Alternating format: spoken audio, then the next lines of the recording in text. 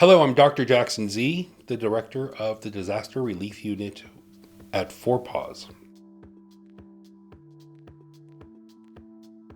Well, the term also is synonymous with typhoons, hurricanes, typhoons.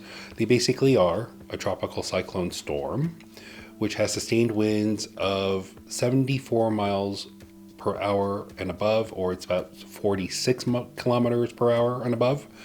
These are intense tropical storms and are generally characterized by circulating winds, and their origins are in the tropical, subtropical areas of the world, and it usually is during seasonal change with warm waters.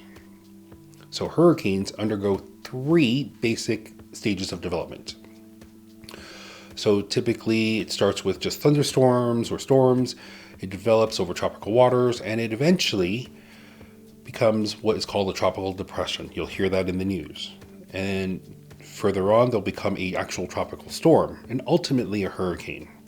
It's also dependent on humidity, low pressure systems, and even wind shear. These are all crucial factors in the formation of hurricanes. So throughout history, these seasonal storms have resulted in the loss of life and billions to property damage. Preparedness and awareness are keys to successful surviving these kinds of disasters in tropical storms. With summer climates already here, many hope that the seas will be calm and the weather will be warm.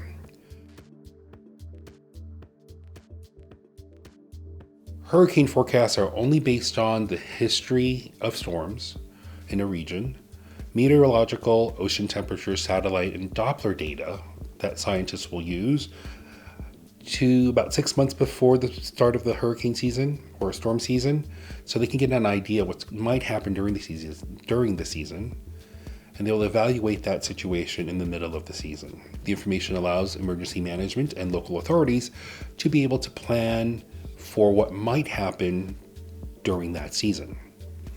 Now, for 2020, the Northern Hemisphere in the Atlantic Ocean, NOAA has announced that maybe a 60% chance of above normal season storms. So starting on the 1st of June until the 30th of November, we're expecting 6 to 10 tropical storms that would become a hurricane with over 74 miles per hour winds.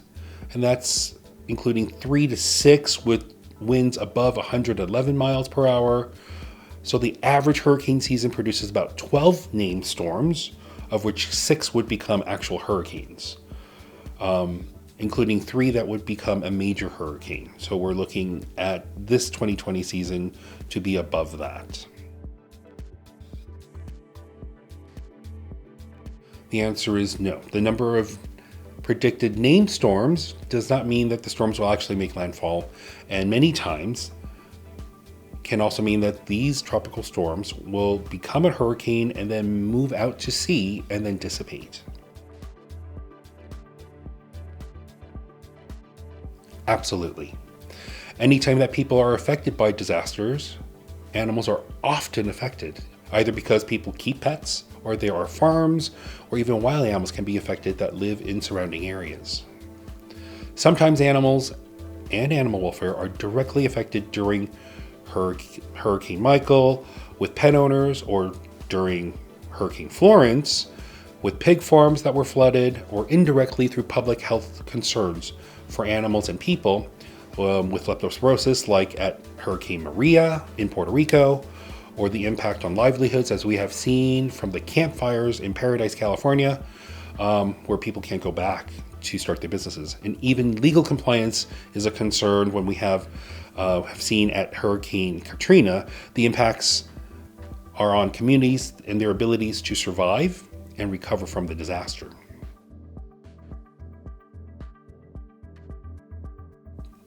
They're part of our family. So if you love your family and your pets, please make a plan, be prepared so you can evacuate early. Your plan should also consider that if you cannot leave or evacuate your area. You should know your local resources, like your local state or county emergency management office. Make sure that you have the contact information for your loved ones. You get all this information, and things that will help you identify you as the owner of your pet, like recent photos, as well as a recent vet bill. Other information like that would be very helpful so that you can be easily reunited with your family and your pets.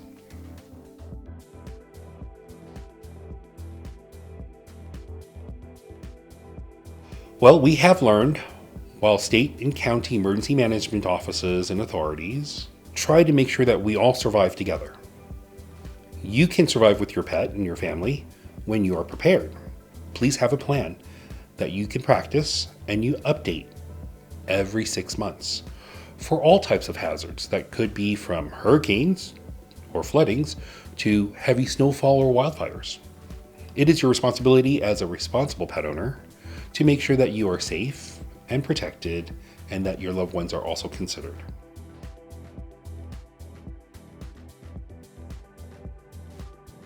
You can find out more about preparedness by going to your local county emergency management office website.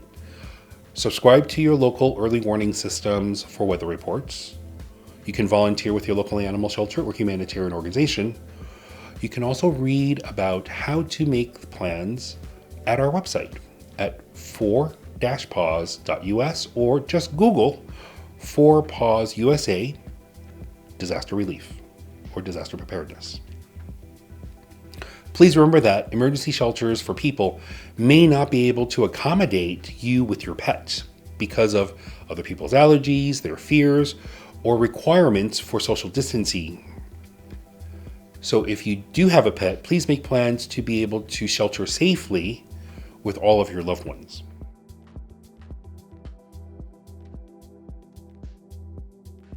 If you live in an area that is not affected by hurricanes, please check with your local county or state emergency management office about what your local hazards are and how to prepare for them. The planning and preparation might be slightly different, but the goal is always the same: to keep you and your loved ones safe.